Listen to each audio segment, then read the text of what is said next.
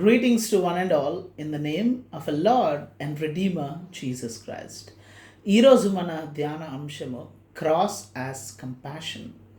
ప్రాచీన కాలంలో రాజులు రాజవ్వక మునుపు ప్రజల మధ్య పర్యటన నిమిత్తమై సందర్శించేవారు, తిరిగేవారు.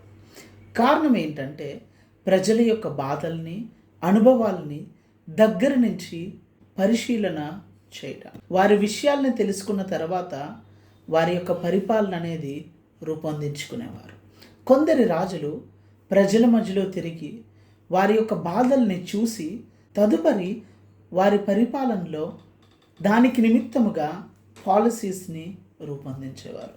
కానీ కొందరి రాజులు మాత్రం ప్రజల మధ్య తిరగడం మాత్రమే కాదు, కానీ ప్రజల యొక్క అనుభవంలో వాళ్ళు నివసించేవారు, వారితో కలిసి జీవనాన్ని కొనసాగించేవారు.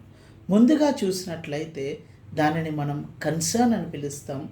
ఏ రాజు అయితే ప్రజలతో కలిసి నివసిస్తాడో ఆ అనుభవాన్ని మనము కంపాషన్ అని పిలుస్తాం.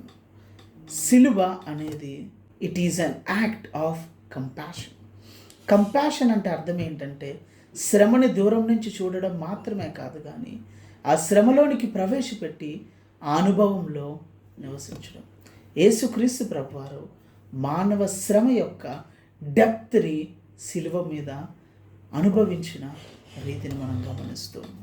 హెబ్రీయులకు రాసిన పత్రిక 4వ అధ్యాయము 15వ వచనాన్ని చూసినట్లయితే, మన ప్రధాన యాజకుడు మన బలహీనతల యందు మనతో సహానుభావం లేనివాడు కాదు, కానీ సమస్త విషయముల్లో మన వలన శోధింపబడినను ఆయన పాపము లేనివాడిగా ఉండును.